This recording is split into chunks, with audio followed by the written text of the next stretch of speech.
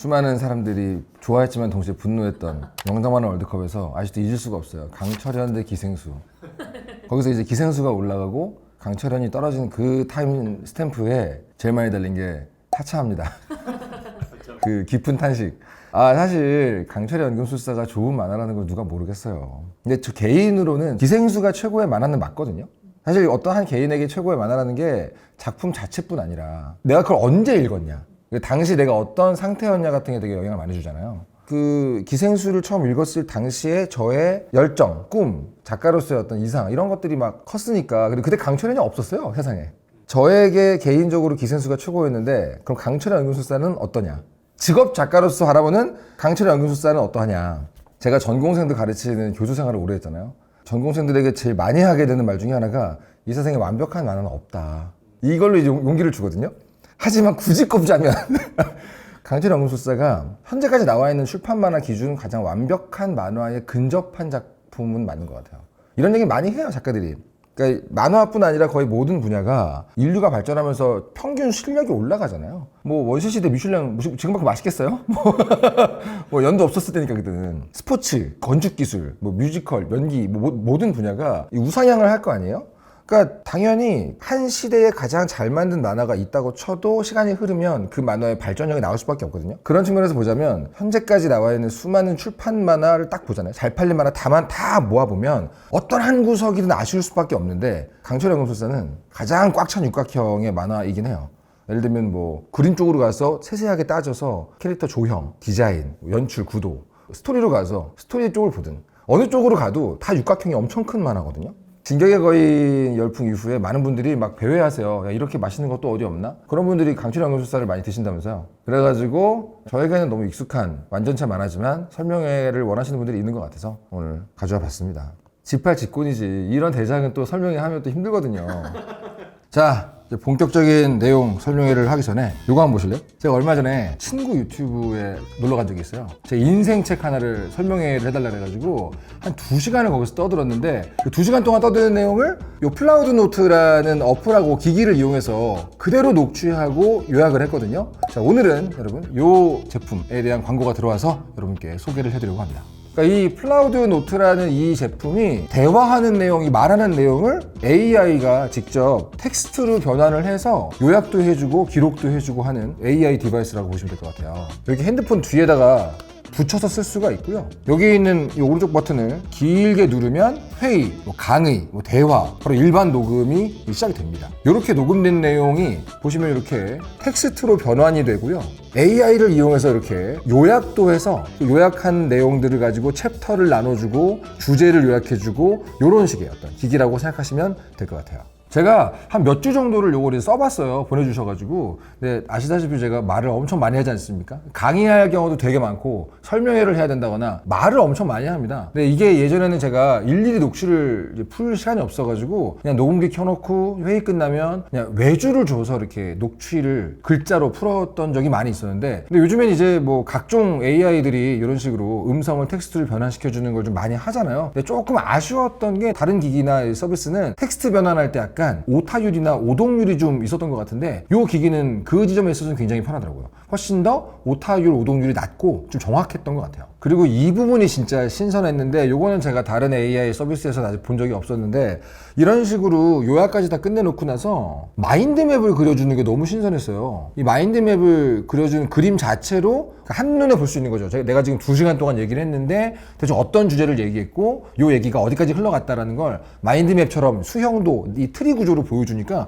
굉장히 좀 신선하면서도 저에게는 도움이 많이 됐던 그런 기능이었습니다. 저 같은 사람들 말을 좀 많이 해야 되고 미팅, 회의, 뭐 강의 이런 거 많이 하시는 분들에게는 굉장히 도움이 많이 될 것 같아서 오늘 한번 플라우드 노트라는 이 기기 그리고 어플 여러분께 소개해 드렸습니다. 자, 일단 시작은 호들갑 타임이죠. 강철의 연금술사 어떤 만화냐? 2001년부터 2010년까지 연재가 됐고 소년간간이라는 데서 연재가 됐어요. 소년간간? 모르겠는데 이런 사람 많을 거예요. 점프는 다 알지만 처음 들어봤어요. 그죠? 일단은 전 세계 누계 부수가 2021년도 기준인데 그 뒤는 제가 기록 못 찾았어요. 2021년도까지 8천만 부거든요. 슬램덩크가 1억 부였잖아요. 근데 지금 아마 넘기지 않았을까 싶은데 모르겠네요. 아직 안 넘겼나? 일단은 소년간간이라는 잡지가 뭐냐? 게임 좋아하는 분들은 아실 겁니다. 스퀘어 에닉스라는 회사에서 만든 창간한 잡지인데 여기서 만들어진 만화가 마법신 구루구루, 하멜의 바이올린, 요거 좀 옛날 거긴 한데 로토의 문장, 드래곤 퀘스트. 이게 드래곤 퀘스트 정파가 있거든요. 그중에 로토의 문장이 좀 정파인데 되게 유명한 작품 많잖아요. 하지만 이 잡지는 절대로 일본에서 1군이 아니에요. 그럼 1군은 어떤 게 1군이냐? 일본 출판 만화 1군 3대 출판사 다 아실 겁니다. 고단샤, 소학관, 요거 이제 쇼가쿠칸이죠. 지병사, 이게 슈에이사, 요 세 개거든요. 자, 일단 고단샤가 주간 소년 매거진이라는 잡지를 창간했어요. 내일의 조, 김전일, 상남 2인조, GTO, 더 파이팅. 얘네가 3대 소년지 중에 3등. 그러면은 쇼가쿠칸, 여기는 이제 소년 썬데이라는 잡지를 갖고 있거든요. 여기가 원래 원조 황제 잡지였어요. 명탐정 코난, 아톰.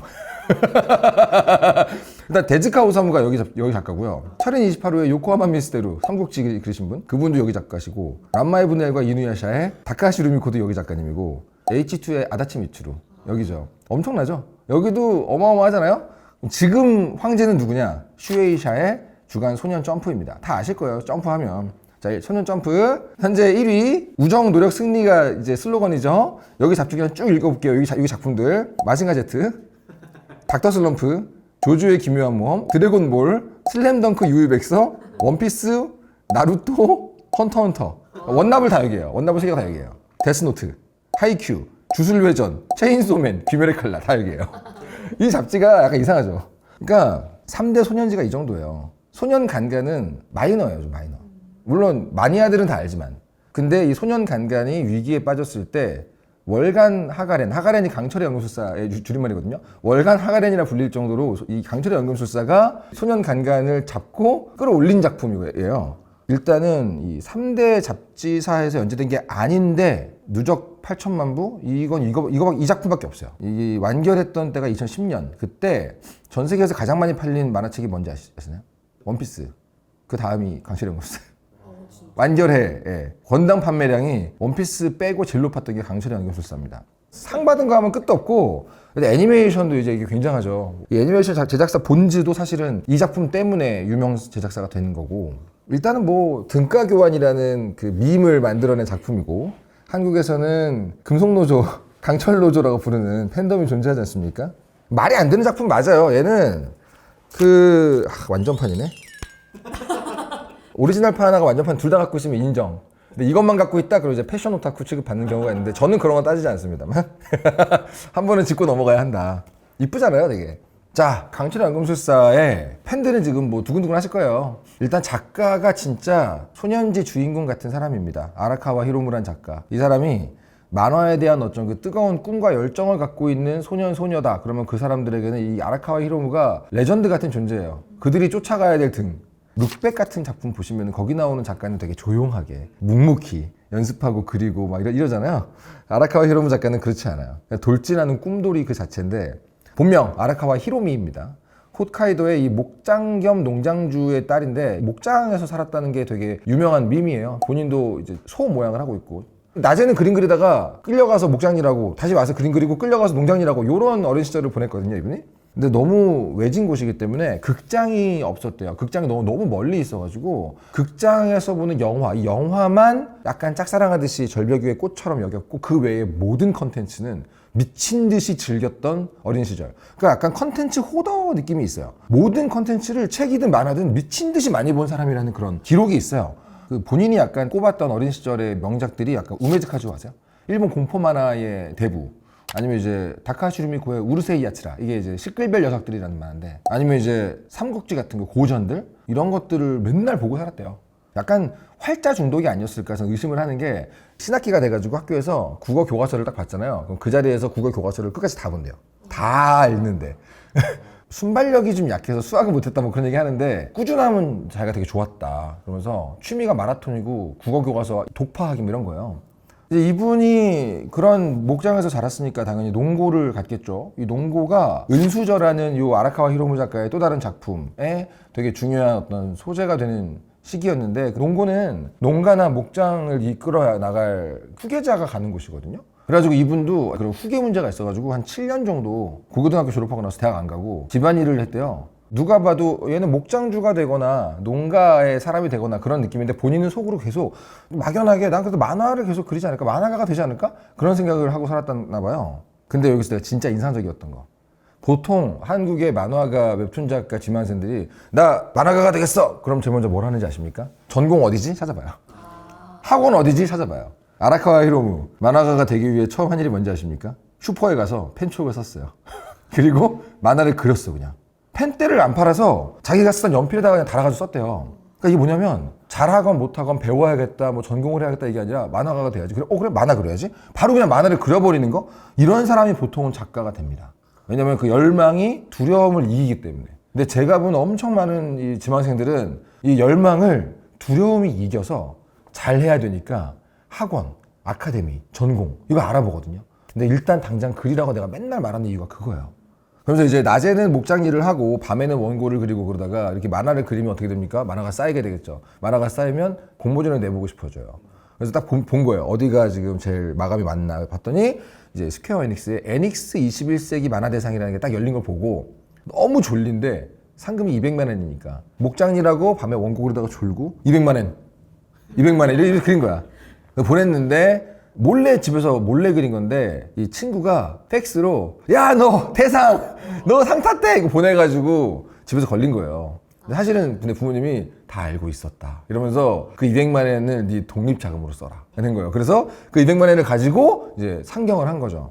근데 여기서부터의 이 만화가 지망생으로서의 어떤 삶이 약간 저도 울컥했어요. 저 어렸을 때가 너무 떠올라가지고 경비회사 알바, 도시락집 알바, 새벽 5시까지 일하다가 낮에는 어시를 하고 그러니까 이거를 계속 하는 거야.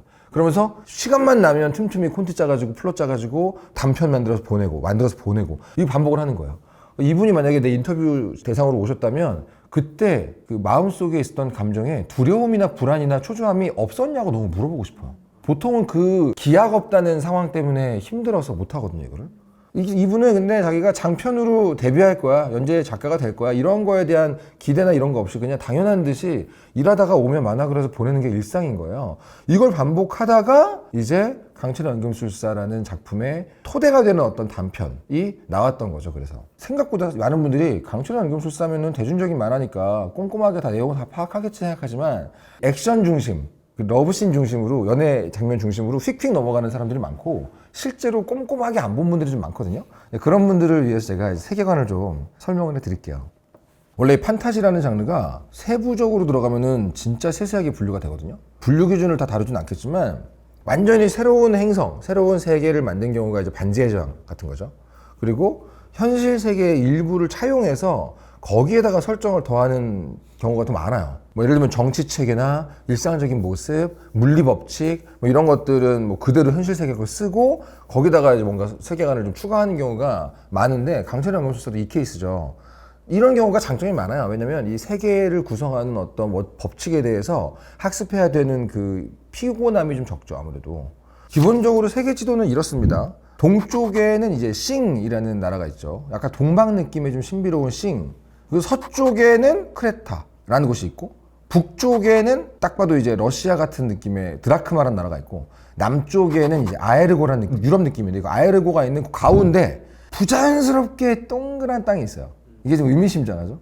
뭔가 희한하게 원형에 가까운 이 국토, 여기가 바로 아메스트리스라는 이 만화의 주 무대입니다. 이게 뽕 하고 누가 찍어놓은 것처럼 원형으로 생겼는데 이곳은 어디냐? 쉽게 얘기하면 군사국가입니다. 군사국가. 무슨 말이냐? 정치인이 없고요. 군인에 의해서 나라가 좌우되는 국가니까 군사국가겠죠? 당연히 여기에 1통은 누구였어요? 대총통. 군인이죠. 킹 브래드레이라는 대총통에 의해서 군부 독재가 벌어지고 있는 나라입니다. 보통 이런 나라는 이제 민주주의가 아니잖아요. 그럼 당연히 레지스탕스, 테러, 저항 세력, 난민 이런 게 등장할 수밖에 없어요. 이 작품에는 그런 어떤 군부 독재로 인한 정치적인 어떤 상황들이 좀 많이 벌어집니다. 현재 미리 알아둬야 될 거는 이슈발이라는 소수 민족이 동남쪽에 붙어 있었는데 걔들을 영토 내로 흡수해서 받아들이고 있었다. 근데 어떤 모종의 이유로 그 이슈발 난민 지구 전체를 섬멸했다. 즉 내전이 한번 벌어졌었다. 이게 이제 작품에서 되게 중요하게 나오는 부분입니다. 자, 이제 연금술 설명해야죠. 아, 연금술. 역사상 가장 유명한 유사과학이죠. 인류 역사상 가장 유명한 유사과학 두 개. 마법, 연금술. 실제로 마법과 연금술을 연구한 사람들이 아주 오랜 기간 아주 많은 사람들이 있었어요. 이 연금술도 그만큼 방대한 역사를 가지고 있는 유사과학 중에 유사과학입니다. 아주 말 그대로 심플하게 말하면 금을 연성하다 해서 연금술, 금을 만드는 학문이죠. 뭐 기록은 진짜 오래됐어요. 뭐 고대 이집트에도 나오고 고대 그리스에도 나오고. 근데 뭘 끓이고 굽고 합치고 나누고 온갖 짓을 다 하는 학문이잖아요. 그러니까 두 가지를 양산하게 됩니다. 하나는 수많은 사기꾼, 하나는 화학. 현대 과학 중에서 특히 화학에 굉장한 공헌을 한 학문이라는 걸 다들 아시긴 할 거예요. 이게 뭐냐면 이게 원펀맨을 보고 너무 감동한 거야. 원펀맨이 될 거야. 그러고 맨날 운동해. 원펀맨이 못 되죠. 대신에 금메달리스트가 되었다. 뭐 이런 거예요. 연금술 할 거야 했는데 연금술은 안 돼. 대신에 화학. 그렇게 된 거예요. 무슨 말인지 알겠죠? 그러니까 연금술은 우리 인류에게 진짜 지대한 공헌을 했지만 정말 연금술이 될 리가 없잖아요. 제일 유명한 연금술사 이름은 니콜라스 플라멜이라고 있어요. 해리포터에도 나오거든요. 지금도 살아있다는 설이 있어요.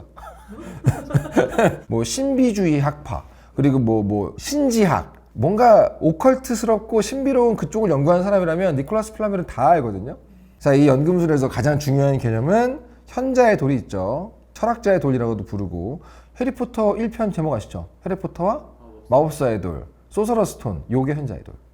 근데 연금술이 결국 불가능하다고 알고 있죠. 근데 현대과학이 연금술을 결국 달성한 거 아세요? 모르셨죠. 그러니까 입자 물리학이 발달하면서 금이 아닌 물질을 금으로 만드는 것 자체는 성공을 했어요. 예. CERN에서 입자 가속기를 가지고, 그러니까 현자의 돌 역할을 한 게 입자 가속기. 근데 경제적으로 유의미한 수준은 아니거든요. 그러니까 이거 만드는데 돈 더 들어간다 이런 느낌인데, 일단 연금술 자체는 현대과학이 달성을 해버렸다. 근데 이게 중요한 게, 연금술이 왜 그렇게 오랜 기간 살아남았냐면 단순히 금을 만드는 것 자체가 아니라 중세까지 쭉 오면서 철학적인 목표와 의미를 가지게 됐다는 게 되게 중요하거든요. 그러니까 그 당시에는 연금술에서 말하는 금이라는 거는 완벽한 물질을 얘기하잖아요. 납, 구리, 이건 뭐예요? 철, 이거는 불완전한 물질. 그래서 불완전한 물질을 완전한 물질로 만드는 학문인 거기 때문에 이걸 은유나 상징으로 써가지고 인간은 불완전해. 인간의 몸도 불완전하고 정신도 불완전해. 하지만 이것을 연금술의 원리를 적용하면 더 완벽한 존재로 인간도 변할 수 있어. 요런 사상이 들어가 있는 거란 말이죠. 그래서 굉장히 종교적이고 철학적인 색채를 띠게 되는 학문인데, 강철 연금술사에서의 연금술은 어떠냐? 실제 닌자 있는 거 아시죠? 나루토 아시죠? 요 정도 관계예요. 실존하지만 그 개념이나 컨셉을 가져온 케이스라고 볼 수 있죠. 그러니까 컨셉은 공유하지만 약간 다른 맥락이에요. 큰 틀은 같죠. 보다 완벽한 존재가 되기 위한 요거는 같아요. 이 작품 안에서의 연금술은 이렇게 설명을 해요. 물질 내에 존재하는 법칙이란 흐름을 이해한 다음에, 이해했으면 어떻게 돼요? 분해할 수 있겠죠? 근데 이해하고 분해했으니까 재구축도 할 수 있는 거예요. 얘를 분해해서 다른 모양으로 구축한다. 이게 그냥 나무잖아요. 근데 얘를 분해해서 뭐 이렇게 따봉 모양의 나무로 만드는 거야. 이거는 분해 재구축이잖아요. 이거 연금술인 거예요, 여기서는. 이 작품 안에서 연금술이라는 개념을 전 뭐로 보고 있냐면 창작의 상징이라고 보고 있어요. 창작. 무언가를 창작한다라는 개념을 그대로 담고 있는 얘기라고 저는 보고 있어요. 작가 하나가 완성돼가는 과정으로도 해석할 수 있어요. 이 작품은 그 작가 안에 없는 걸 만들 수는 없거든요. 그 작가가 지금까지 고민했던 거, 만들었던 거, 배웠던 거, 이 안에서 뭔가가 나올 수밖에 없어요. 이 작가가 그동안 꾸준히 연습한 만큼 그릴 수 있고 꾸준히 고민한 만큼 쓸 수 있거든요. 이게 이제 등가교환이라고 저는 느껴지는데, 실제로 무언가 우리가 흔히 볼 수 있는 현실 세계의 어떤 삶, 어떤 모습, 이런 것들을 제대로 깊게 이해를 하면 분해를 해서 사람들에게 필요한 이야기로 재구축을 할 수가 있어요. 난 그래서 연금술이 되게 창작이라고 보는 입장이에요. 사람마다 좀 다르게 비유를 하지만 일단 연성하잖아요. 이 오타쿠도 특징, 연성할 수 있으면 작가님 이렇게 하거든요. 이 세계관 내에 가장 큰 대전제, 연금술사는 대중을 위해 존재해라. 이게 되게 중요한 명제예요. 무슨 말이냐? 의학은 사람들을 위해, 과학은 사람들을 위해, 이런 거예요. 그러니까 이 작품 안에서 과학 역할을 하는 게 연금술하고 되게 비슷하거든요. 그러니까 대중을 위해서, 더 많은 사람들을 위해서 존재해야 된다. 이게 이제 이 세계의 기본적인 도덕률이에요. 이게 옳은 거라고 믿는 거예요. 그런데 지금 이 아메스트리스는 어디죠? 군사국가잖아요. 그러다 보니까 이 군사국가의 군부, 즉 수뇌부가 연금술사들을 자기들 목적에 맞게 쓰거든요. 이게 이제 국가연금술사라는 제도예요. 당연히 국가연금술사 그러면 사람들이 좋아할까요? 군부에 개 취급을 합니다. 무기 개발에만 몰두하는 과학자 모임, 이런 느낌인 거예요. 일반인들이 보기에는. 마치 그 히어로가 일상적으로 존재하는 설정의 세계관이 있다고 치면 거기에 국가가 통제하는 히어로 부대가 있다 이런 느낌인 거죠, 어떻게 보면. 아무튼 그 국가연금술사라는 존재는 좀 이따 설명을 하겠지만 그렇게 대중이 좋아하는 존재 아니에요. 하지만 동시에 이 연금술사는 연금술을 대중을 위해 써야 되면서도 연금술이 악용되는 건 또 막아야 되잖아요. 그러다 보니까 함부로 퍼지는 것도 금지하거든요. 제대로 된 도제식으로 배우는 게 아니면. 그래서 연금술사들의 연구서는 다 암호로 되어 있어요. 요것도 꽤 재미있는 설정인데 주인공이 우리 에드워드 엘릭의 연구서는 여행기 형태로 적혀 있어요. 요거는 만화에는 안 나와요. 설정을 찾아봐야 나와요. 그리고 또 한 명의 주인공이라 할 수 있는 로이 머스탱의 연금술 연구서는 여성 이름들 목록으로 되어 있어요. 바람둥이라는 설정 컨셉을 갖고 있기 때문에. 그 다음에 이제 마르코 박사라는 분이 또 나오는데 그분의 연금술 연구소는 예를 들면 레시피로 돼 있어요. 이런 식으로 다 이렇게 암호화되어 있거든요. 자, 이제 국가연금술사 설명 들어갑니다. 요건 당연히 이제 아까 얘기했듯이 사람들로부터 이제 군부의 개 취급을 받는 곳인데 킹 브래드레이라는 그 대총통의 직속 기관이에요. 대총통이 이 군사국가를 만들면서 처음부터 직접 도입한 제도인데 여기에 소속된 연금술사들, 독자들이 오해하는 게 있어요. 국가연금술사는 다 군인인 줄 알거든요. 기본적으로 아닙니다. 국가연금술사라고 해서 군인은 아니고 로이 머스탱 같은 사람이 국가연금술사면서 군인일 뿐이에요. 근데 국가연금술사 중에서도 최소 소령급 대우라는 그 혜택이 있을 뿐이지 군인이 아닌 경우가 대표적인 게 우리 에드워드 엘릭, 그리고 많은 사람들이 기억하는 에드 오빠 초반부에 나오는 그 쇼 터커, 그 사람도 군인이 아니에요. 그러니까 뭐냐면 평소에는 연구직, 근데 전시 상황이 되면 징병돼야 되는 의무가 있는 거예요. 나라를 위해 싸워야 되는 의무가 있는 거죠. 대략 지금 국가연금술사 숫자가 한 200명 정도라고 되어 있는데 조금씩 변동이 있겠죠. 왜냐면 이게 매년 갱신을 해야 되거든요. 근데 이게 꽤 중요합니다. 왜냐면 막대한 혜택과 국가지원금이 나오는 자리이기 때문에 다들 엔간하면 이 갱신 때 붙으려고 아둥바둥 하는 거죠. 자, 혜택.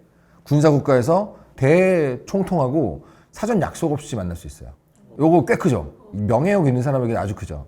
지원금이 커요. 지원금이 이 작품에서는 수천만 센즈라고 나오거든요. 연당? 센즈가 엔화랑 비슷하대요. 이게 가이드북에 나오거든요. 그러면은 국가연금술사가 되면 매년 수억 원 받는 거예요. 수억 원. 돈 때문에 국가연금술사를 하려는 사람들이 실제로 되게 많다. 정부 지원 사업 따가지고 연구하는 박사님들. 딱 그런 느낌. 대학원에서 어떻게 맨날 그 지원금 따야 되잖아요. 그거 하는 거예요. BK21 같은 거지.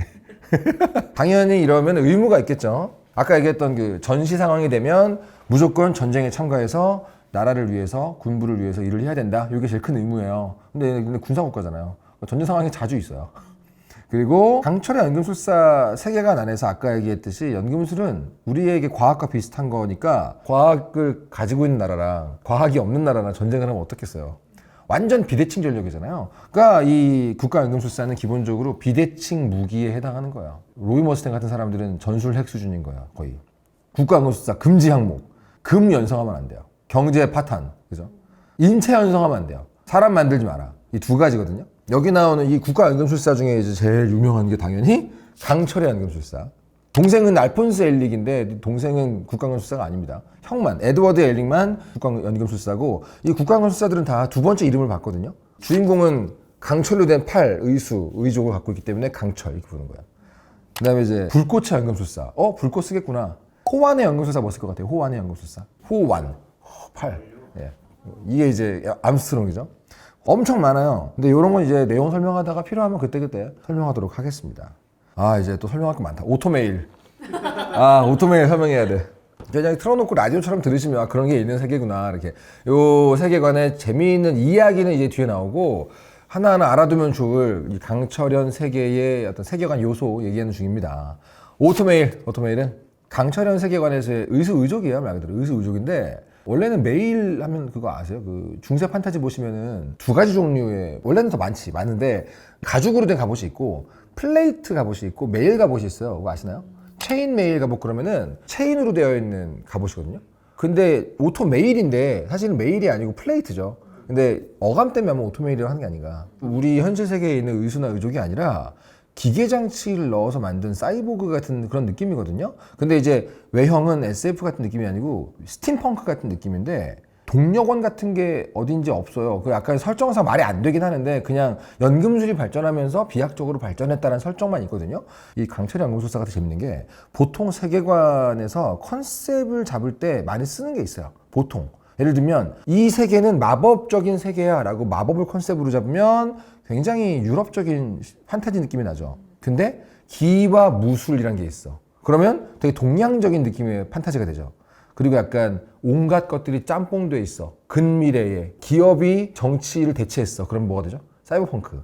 그 중에서도 이제 기계장치라는 게 컨셉으로 되면 보통 스팀펑크가 되거든요. 그 스팀펑크가 되게 중요한 게 SF랑 뭐가 다르냐면 SF는 어떤 기계장치나 메카닉이 어떻게 구동되는지 보여지는 게 필요가 없어요. 근데 스팀펑크가 중요한 건 실린더, 톱니바퀴, 체인 이런 파츠들이 돌아가는 게 보여야 돼요. 이게 되게 중요한 거거든요. 메카닉적인 로망?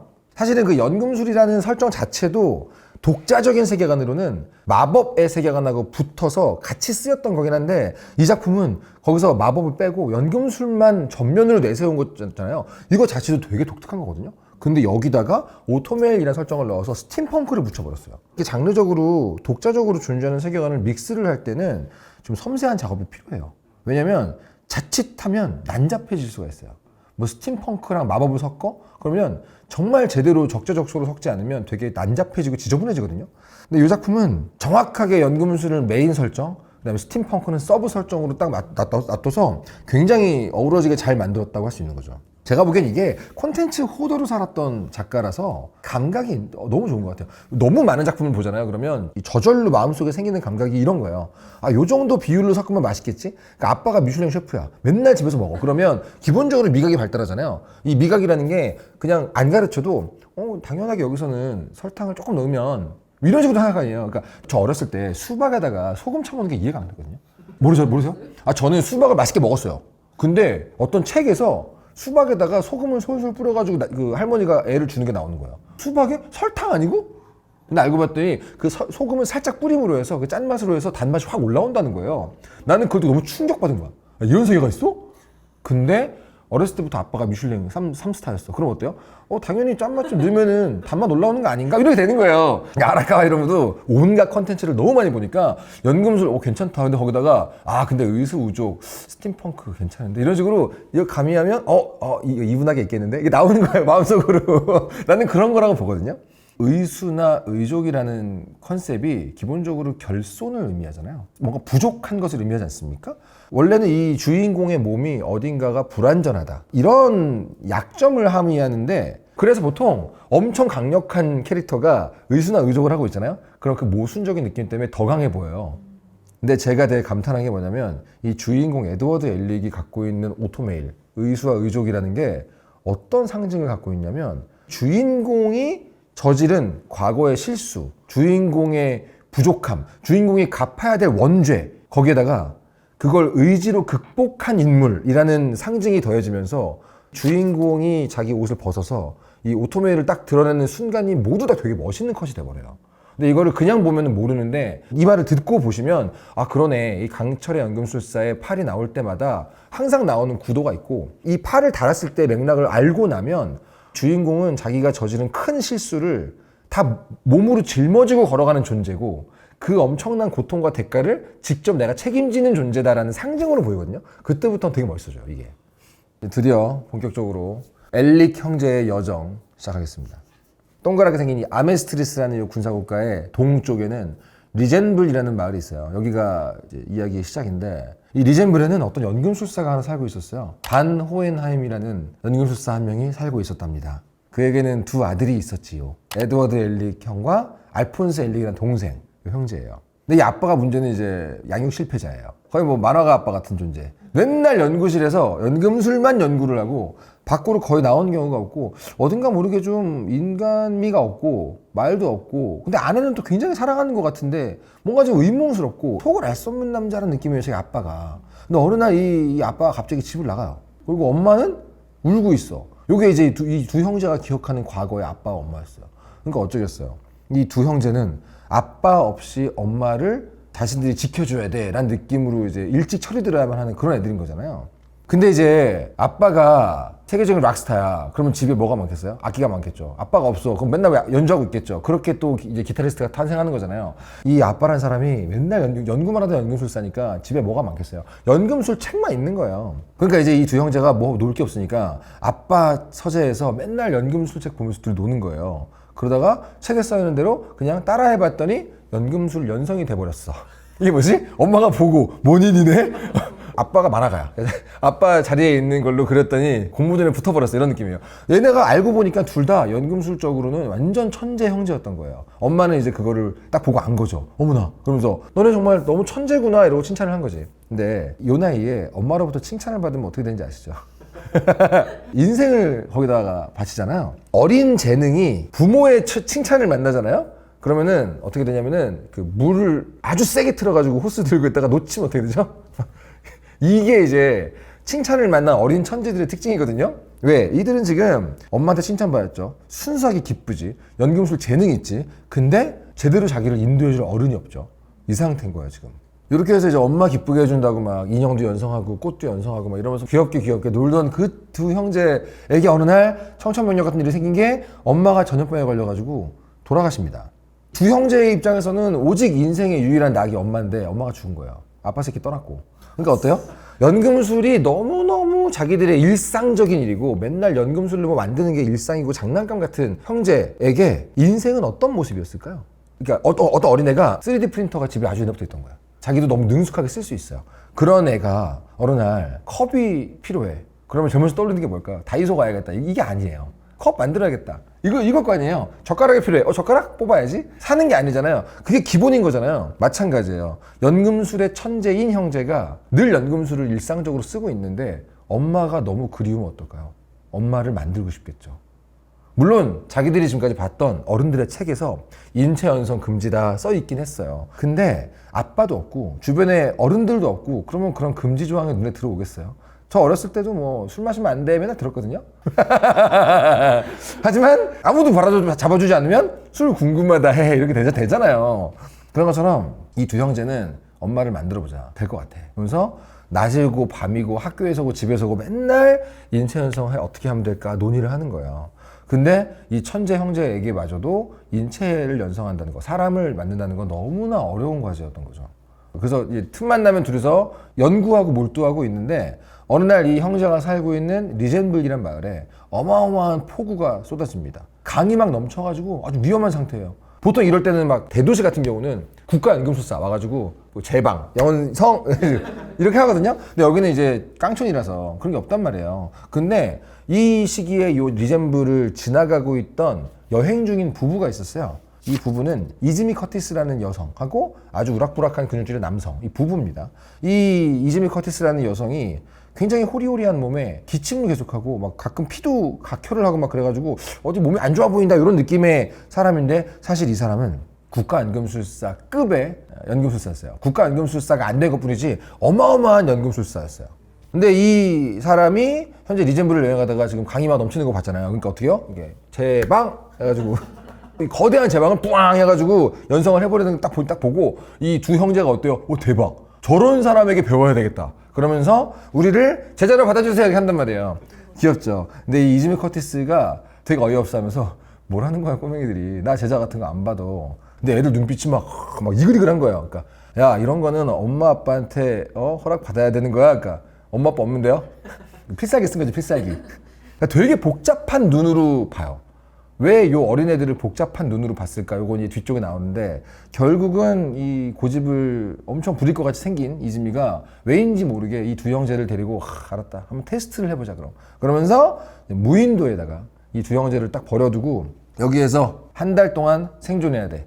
그래서 단검을 한 자를 주면서 연금술 쓰면 안 된다.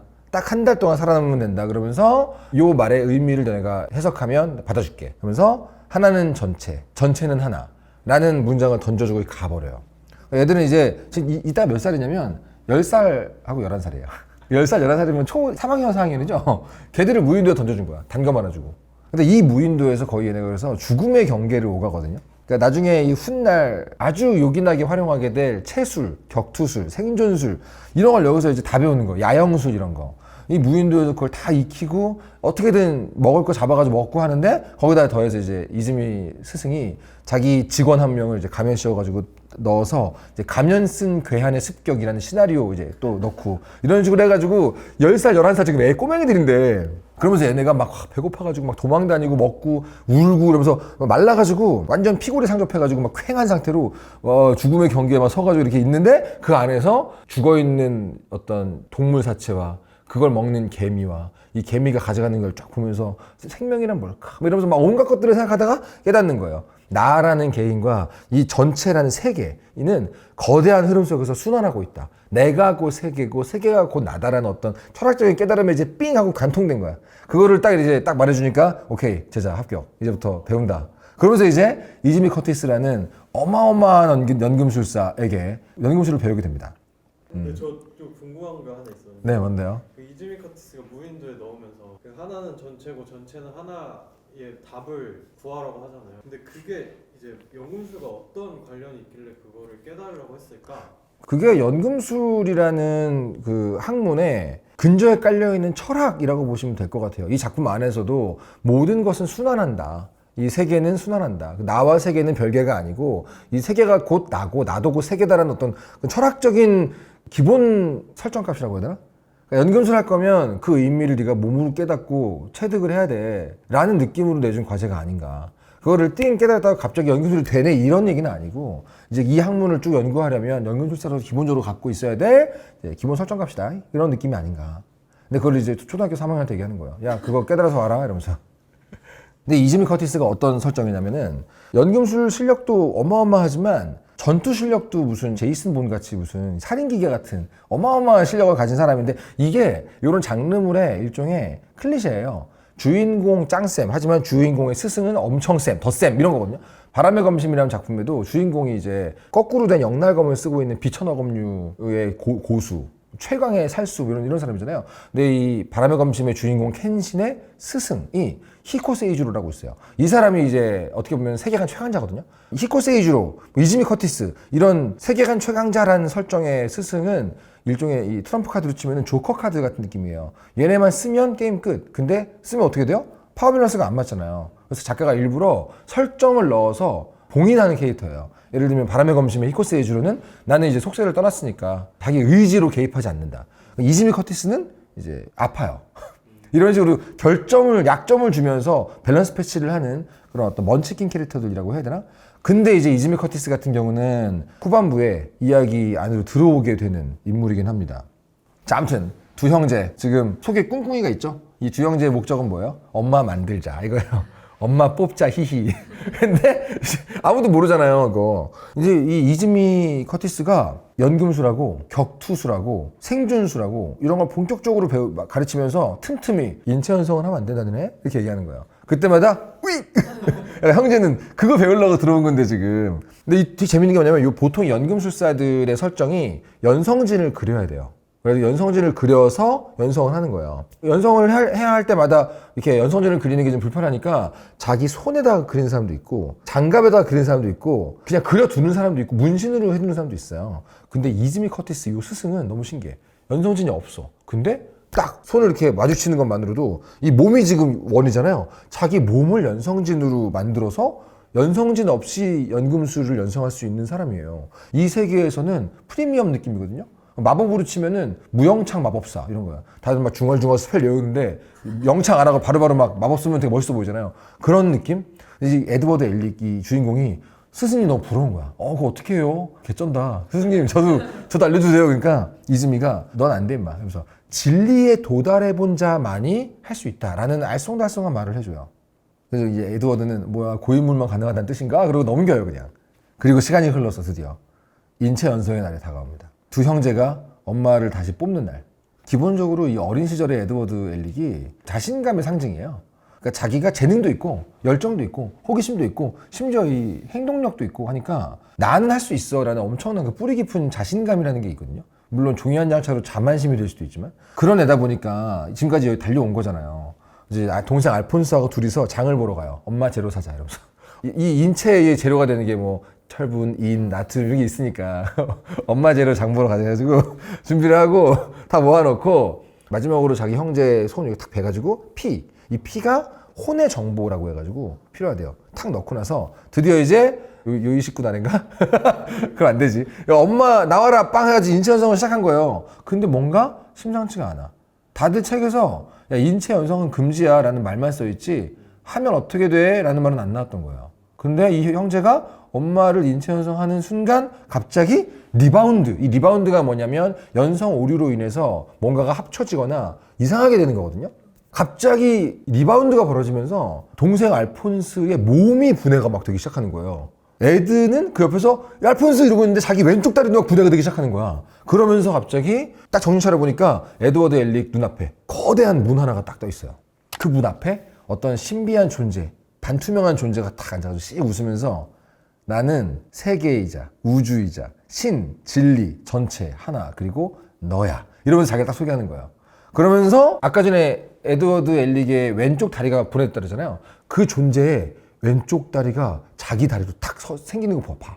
그러면서 이제 이 정체불명의 거대한 문이 딱 열리면서 그 안으로 막 빨려 들어가는 거예요, 에드가. 근데 그 과정에서 에드가 삶과 죽음, 생명의 비밀, 유전자 정보, 요 만화 안에서는 진리라고 표현하는 무언가를 죽기 직전에 주마등처럼 막 보게 되거든요. 제가 보기엔 이게 근데 아카식 레코드를 보고 있는 것 같아요. 아카식 레코드라면 아세요, 혹시? 아카식 레코드는 1800년대에 오컬트 문화의 데모라고 부를 수 있는 헬레나 블라바츠키라는 사람이 있어요. 이 사람이 막 종교적인 사람이기도 하고 신비주의 학파도 만들고 말이거든요. 근데 이 사람이 주창한 개념이에요. 아카샤라는 산스크리트어가 있어요. 이게 무슨 뜻이냐면은 허공, 우주, 하늘 이란 얘기인데 그 아카샤의 형용사형 해가지고 아카식 레코드, 기록이죠. 아카식 레코드가 뭘까? 과거, 현재, 미래를 비롯한 우주의 모든 것들이 기록되어 있는 정보예요. 지금 당장 내가 여기서 설명회를 하고 있을 거라는 정보도 아카식 레코드에 있는 거야. 그러니까 이 아카식 레코드에는 모든 게 기록되어 있다라는 느낌인 거예요. 근데 내가 되게 좋아하는 신비주의 개념이거든요. 근데 마치 내가 볼 때는 요 연출이 에드워드 엘릭이 그 진리의 문으로 빨려 들어가면서 아카식 레코드를 쭉 보면서 온다는 그런 느낌이라 그래야 되나? 결국 이렇게 그 진리의 일부, 아카식 레코드 같기도 한 그 진리의 일부를 엿본 비용, 통행료로 자기의 왼쪽 다리를 바친 셈이 되는 거예요. 그러면서 현실로 딱 돌아오니까 어때요? 어린애, 11살이죠. 자기 왼쪽 다리가 지금 없어요. 피가 철철 날 거 아니에요. 그러니까 이 시각적 충격이 엄청나요. 이 피 웅덩이에서 자기 왼쪽 다리 붙잡고 으악 하고 있는 11살짜리 꼬매가 있는 거야. 근데 딱 돌아와 보니까 그 앞에 내가 연성한 우리 엄마. 어떻겠어요? 엄마가 아니야. 어떤 느낌이냐면은 인간의 육체를 대충 진흙처럼 만들어서 땅에다가 던져놓은 것 같은 느낌의 존재가 이렇게 있는 거예요. 괴물이라고도 할 수 있는 어떤 존재가 있는 거야. 완전 충격받았죠. 그 3D 프린팅 해본 적 있으세요? 보통 복잡한 모양을 프린트 할 때는 아예 처음 설계할 때부터 그 내부에 무게를 지탱할 만한 구조를 같이 만들어줘야 되거든요.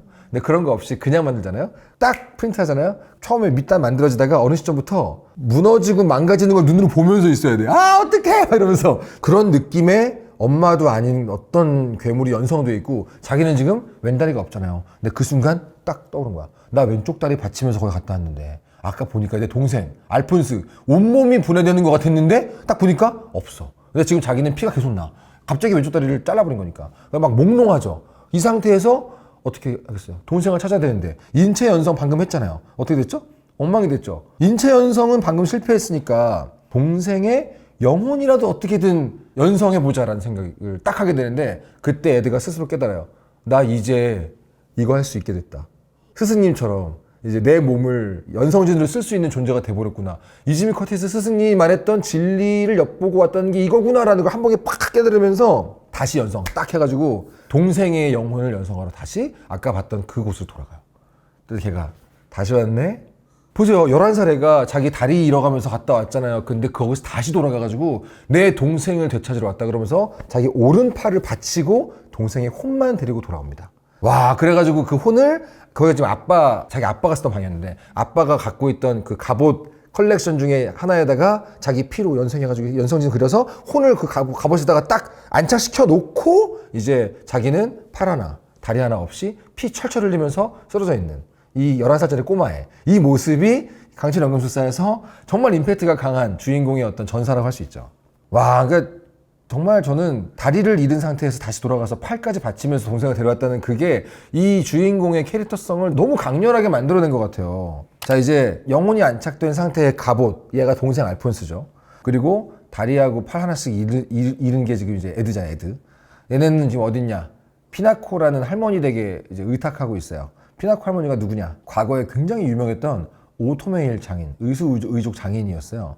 이제 엘릭 형제 부모하고 옛날부터 친했던 이 엘릭 형제가 아주 애기였을 때부터 잘 보살펴주던 그런 이제 할머니죠, 할머니. 근데 이 할머니의 손녀가 이제 윈리 록벨이라고 할머니 피나코의 뒤를 이어서 오토메일 장인이 되어가고 있는 그런 여자인데 이제 에드워드 엘릭, 알폰스 엘릭, 피나코의 손녀인 윈리 록벨 요 세 명이 어렸을 때부터 이제 소꿉친구인 거죠. 근데 이제 윈리 록벨 입장에서 봐요. 맨날 같이 놀던 애들이 갑자기 한 명은 존나 큰 갑옷 돼가지고 있고 한 명은 팔다리 하나 없어가지고 이렇게 오고 있는 거야. 그러니까 이 여자의 입장에서는 너무 충격인 거지. 그 상태에서 이제 자기 할머니 밑에서 있는 거예요. 치료받으면서. 사실 엘릭 형제의 스승님 이즈미 커티스가 인체 연성하지 말라고 했던 이유가 뭐였냐면 과거에 이 임신을 했었어요. 그래서 우리 애 잘 키워야지. 근데 이 상태에서 큰 병에 걸려가지고 애가 죽거든요. 자기는 더 이상 애를 갖지 못하는 몸이 됐어요. 근데 그때 죽은 자기 애기가 너무 보고 싶은 거야. 그래가지고 인체 연성으로 자기 애기를 만들려고 시도를 했던 경험이 과거에 있던 거예요. 그래서 지금 그 대가로 진리의 일부를 보고 와가지고 이게 되는 거예요. 연성전 없는 연성. 근데 그 대가로 뭘 바쳤냐? 에드는 팔다리 바쳤잖아요. 이 이즈미는 자기 내부의 장기를 이것저것 바친 거예요. 그래가지고 계속 이렇게 피 토하고 막 이랬던 거지. 그래가지고 인체 연성하지 말라 그런 건데 그 말을 결국 안 듣고 이 형제가 엄마를 3D 프린팅 하다가 그 대가를 치른 거죠. 말 좀 해주지. 그 말 해주지. 아니 그러니까 뭐를 금지하려면 명확히 얘기해야 됩니다, 어른들. 그냥 하지 마 그러면 그거는 가로치고 당장 해 란 뜻이에요. 지금 내 작업실에 가면 술, 게임, 만화책, 악기로 가득하거든요. 이게 뭔지 아세요? 어렸을 때 금지당한 모든 것. 저 맨날 얘기한다니까요. 맨날 그 학부형들 있는 그 강연에 가게 되면 이렇게 얘기해요. 당신의 자녀가 평생 동안 집착하게 될 대상을 원합니까? 지금 당장 그걸 엄격히 금지하십시오. 그러면 이제 평생 집착한다고. 한편 지금 이 형제가 살고 있는 요 리젠블이 아메스트리스의 어느 쪽이라 그랬죠? 동부라 그랬죠? 동부면은 군사국가니까 동방사령부라는 곳이 관할하고 있을 거 아니에요? 이 동방사령부에는 국가연금술사 겸 군인인 어떤 한 사람이 있었습니다. 이 사람이 누구냐? 이 작품의 두 번째 주인공이라 할 수 있는 최고 인기 캐릭터. 인기 순위 항상 2위. 이 사람은 바로 일손이 너무 부족해가지고 계속 능력 있는 연금술사를 찾아다니고 있던 동방사령부의 중령 로이 머스탱입니다. 이 당시 중령이에요. 아직 중령이야. 이 로이 머스탱. 어렸을 때 부모님이 돌아가신 다음에 뒷골목 유흥가에서 술집을 운영하는 숙모에 의해서 길러지거든요. 숙모가 이 작품에도 나중에 나오는 마담 크리스마스라는 존재인데 왜 로이 머스탱을 갑자기 설명하냐? 설명 안 하면 댓글 달릴 거예요. 로이는 왜 안 하죠? 이러면서. 에드워드 엘릭만큼 인기 있는 사람이기 때문에. 자, 근데 로이 머스탱은 어렸을 때부터 머리가 되게 좋았고 냉철했고 야망이 있었어요. 이 나라가 연금술이 되게 먹어주는구나 라는 걸 안 거죠. 그러면서 베르톨트 호크아이라는 불세출의 연금술사의 제자로 들어가는 데 성공합니다. 근데 이 베르톨트 호크아이는 원작 만화 안에서는 과거 기억 회상으로 잠깐 등장한 이미 돌아가신 분이거든요. 애니메이션에서 보면 설정상 어마어마한 인물이었어요. 기본적으로 불꽃의 연금술사이거든요. 불꽃의 연금술이라는 것은 이제 불을 만들어내는 연금술사라는 얘기잖아요. 이쪽 분야의 최고 그랜드 마스터였어요. 하지만 이제 너무 그 연금술에 심취해가지고 주인공 형제 아빠도 그랬잖아요. 아무도 막 자기 아들 못 챙겼잖아요. 베르톨트라는 사람도 자기 딸 리자 호크아이가 있는데 제대로 못 챙겼던 양육 실패자였거든요. 이 리자 호크아이는 뒤쪽에 굉장히 중요하게 나오기 때문에 이름을 언급한 건데 근데 기본적으로 이 집이 되게 가난했어요. 어이? 최고의 연금술사인데 왜 가난하지? 왜냐면 연금술 자체는 돈으로 만들려고 노력하지 않으면 돈이 안 돼요. 왜 가난했냐면은 국가연금술사를 너무 싫어했어요.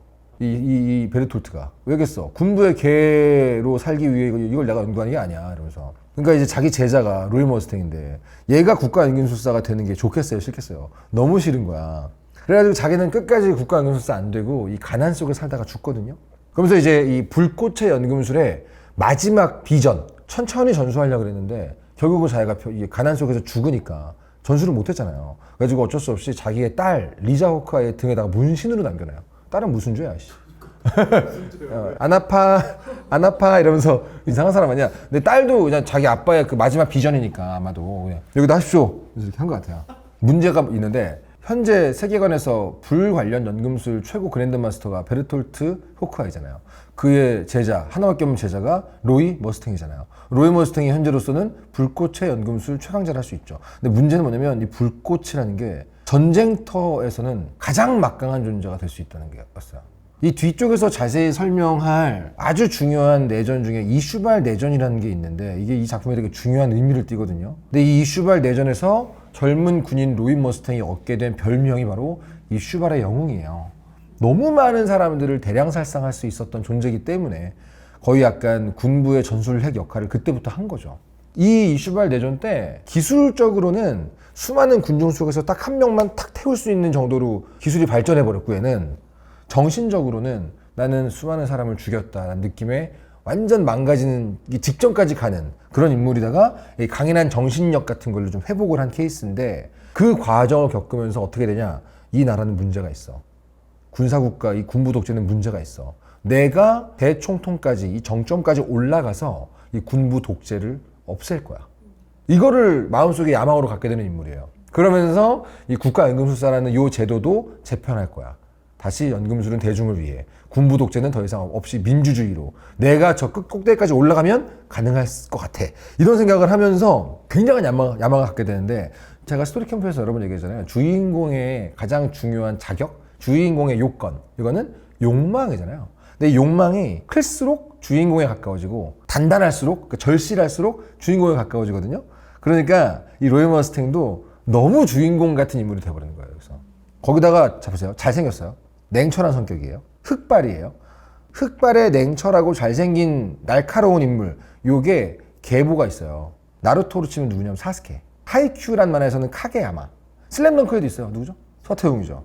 진격의 거인에서 누구죠? 리바이 병장이죠. 이런 캐릭터는 언제나 주연급 조연으로 인기가 있을 수밖에 없거든요. 사스케 인기 많잖아요. 서태웅 인기 많잖아요. 근데 이 작품에서는 로이 머스탱이 그 역할을 하는 포지션인데, 거기다 한 가지 더, 이게 진짜 이 작가의 감각인데, 보통은 이렇게 하면 주인공의 친구나 라이벌로 나오거든요. 근데 여기선 에드워드 엘릭이 11살일 때 로이 머스탱은 29살. 무슨 말이죠? 어른과 소년의 관계성이에요. 그러니까 너무 지켜주는 존재, 라이벌처럼 티격태격하지만 얘는 어른이야. 그러니까 주인공이 어떤 애 같은 면모를 어른으로서 뒤에서 지켜줄 수 있어. 이러니까 야 뭐야, 사스케인데 어른이야? 카게야마인데 어른이야? 이렇게 되는 거예요. 그러다 보니까 이 작품에서 거의 두 번째 주인공으로 인정받는 인물이고, 근데 보통 요 정도로 주연급 조연을 매력적으로 만들면 문제가 생겨요. 주인공이 잡아먹힐 수가 있잖아요. 그래가지고 이 정도로 너무 매력적으로 조형이 돼버리면은 작가들이 일부러 그 매력을 좀 덜어내는 경우가 있거든요. 근데 이 작가는 그딴 거 없어. 로이 머스탱이 너무 멋있게 나왔어? 그럼 에드워드 엘릭은 더 멋있게 해야지? 그러면서 이렇게 해가지고 이 주인공성의 밸런스 작업을 끝까지 올려붙여버린 게 이 엘릭 형제의 에드라고 볼 수 있는 거죠. 아무튼 자, 이런 상황입니다. 우리의 로이 머스탱 현재 군대에서 개같이 일하는 중. 일손 부족함. 일손이 부족해가지고 막 리크루팅을 하고 있어요. 아 어디 좀 괜찮으냐, 쌈뽕한 연금술사 없냐? 막 이러고 있는데 거기서 동방이니까 리젠불이라는 마을에 그 굉장한 연금술 천재가 하나 있다고 합니다. 아직 국가연금술사가 아니래요. 그래? 그러면서 이제 엘릭 형제를 리크루트하러 가는 거예요. 서류에 에드워드 엘릭 31살. 서류가 잘못된 거야. 애인지 모르고 31살. 그러고 가는 거예요. 그러면서 에드워드 엘릭이라는 사람이 살고 있는 집을 딱 방문했는데 텅 비어있고 연성진의 흔적과 인체 연성을 한 결과물이 딱 있는 거야. 보면서 빈 집에서 로이가 딱 뭐라 그랬어요? 미친놈, 인체를 연성했어? 그러면서 재능 보게 엄청 잘했는데 동시에 딱 한 거야. 그러면서 여기 집중이 어딨다고? 오케이, 얘도 뭐 하나 바쳤겠구만. 이러면서 이제 피나카메님 딱 갔는데 거기서 팔 하나 없고 다리 하나 없는 11살짜리 꼬마가 죽은 눈을 하고 이렇게 딱 휠체어 앉아가지고 있는 거야. 에드워드 엘릭이라고.